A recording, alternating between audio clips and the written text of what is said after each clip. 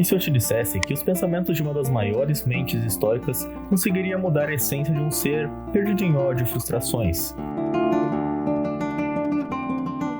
Este é Thorfinn Thorsson, um guerreiro jovem, mas amargurado pela morte de seu pai. Por mais de uma década, cada nascer do sol já havia deixado de trazer esperança, apenas a promessa sombria de que ele estava cada dia mais perto de sua vingança.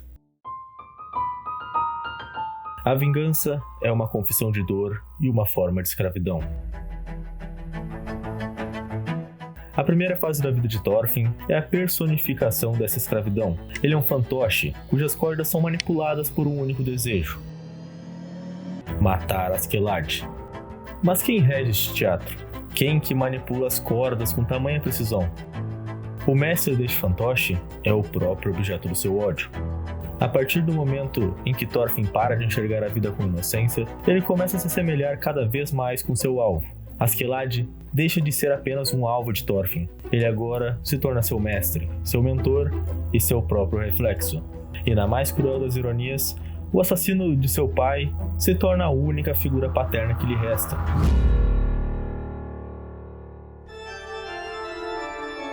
Askeladd entende a alma quebrada de Thorfinn melhor do que ninguém, passando a usar isso assim como o ferreiro usa o fogo para forjar uma espada. Ele alimenta esse ódio com duelos, assim como o carvão alimenta o fogo. Ele cultiva este ódio, o lapida e o transforma em sua mais poderosa arma.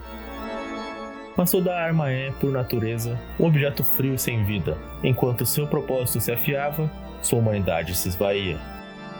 Cada duelo que Askeladd concede não é uma chance de morte, mas uma lição. Cada provocação se torna um teste. A cada golpe, Thorfinn enterrava a memória do homem que largou a espada por ele.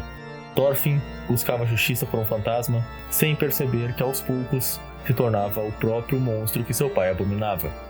Thorfinn acredita que está caçando, quando na verdade está sendo apenas treinado. Treinado para ir contra tudo que seu pai lutou e morreu. Treinado para matar.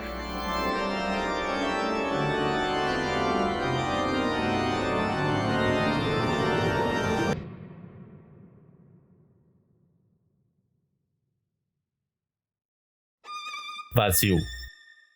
É a única coisa que Thorfinn sente a partir de agora. Toda sua ânsia, sua luta e seu objetivo apagados. Tendo sua vingança não apenas roubada, mas provada inútil.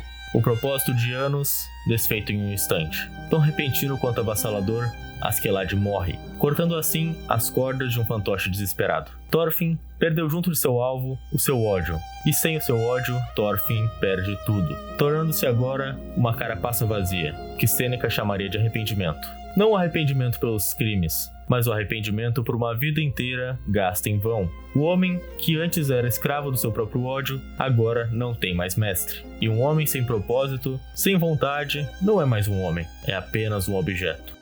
E o mundo, cruel por sua essência, trata um objeto como ele deve ser tratado. Então, ele é vendido.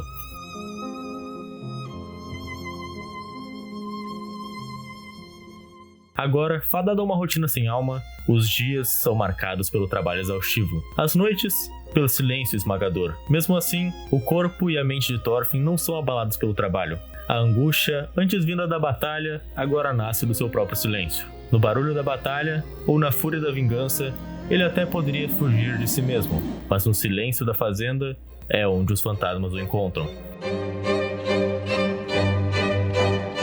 E é neste ponto em que Thorfinn descobre outro inferno.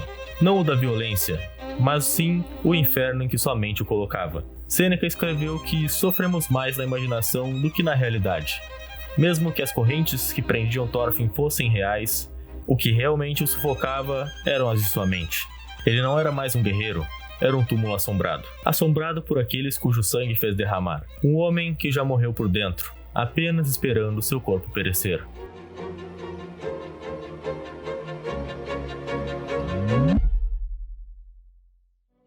É parte da cura o desejo de ser curado.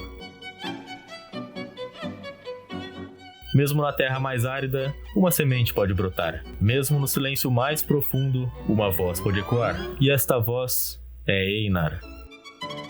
Um companheiro de escravidão, um homem que, apesar de tudo, ainda queria viver. Ele não era a chave para as correntes de Thorfinn. Ele era a prova que ainda era possível lutar para quebrá-las. Era o barulho que ele precisava. E através do trabalho compartilhado, do pão dividido, da simples presença, uma fagulha de humanidade retorna. E esta fagulha acende algo que Thorfinn acreditava estar morto para sempre. O desejo de ser curado. O desejo de ser curado precisa de um destino, um motivo para viver. E nos sonhos, Thorfinn finalmente encontra o seu. Vinland. Para Thorfinn, Vinland não é apenas um lugar no mapa, mas sim uma promessa. Um lugar sem dono, sem intenção, espadas ou desejo. Vinland é um lugar para construir, não para destruir. E pela primeira vez em décadas, seu objetivo não tem teor vingativo, mas sim redentor. Mas Thorfinn por um momento havia esquecido de como o mundo em que vivia realmente era. A violência em que antes deixara para trás, mais uma vez barra seu caminho. Eles o provocam, o testam e o chamam para dançar a mais melódica coreografia da violência. Mas algo havia mudado. Thorfinn já não era mais aquele fantoche da vingança, que jogaria na mesma moeda para combater seu inimigo. Pois agora, para alcançar o que almeja, o homem que deseja ser curado há de buscar outro caminho. É aqui que ele entende a lição mais profunda de Sêneca. O melhor modo de vingar-se de um inimigo é não se assemelhar a ele. O ponto de virada de um guerreiro não acontece com uma espada na mão, mas sim com as mãos vazias. Para proteger sua nova vida, para honrar sua promessa, Thorfinn aceita um desafio impossível, o teste final para sua redenção: receber 100 socos, sem revidar. Cada golpe que recebe não é uma derrota, mas um batismo, tendo cada impacto marcando a rejeição do seu antigo eu. Ele não está perdendo a luta, ele está vencendo a guerra mais importante de sua vida. Estando com o rosto ensanguentado e o corpo quebrado, ele finalmente se vinga do seu passado, tornando-se o homem que seu pai sempre quis que ele fosse, um verdadeiro guerreiro.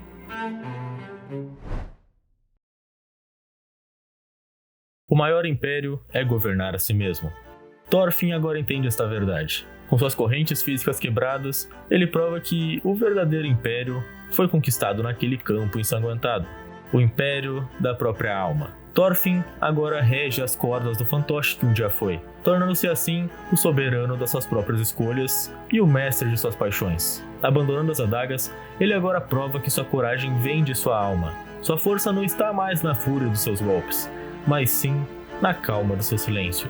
Thorfinn, contudo, aprendeu que a verdadeira batalha não é vencida quebrando o escudo do inimigo, mas sim entendendo o porquê dele o ter levantado.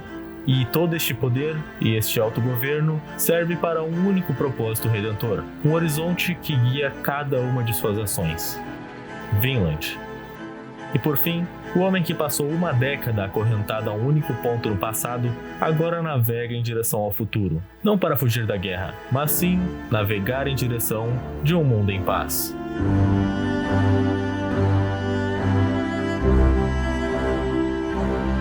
Então agora voltamos à minha afirmação inicial.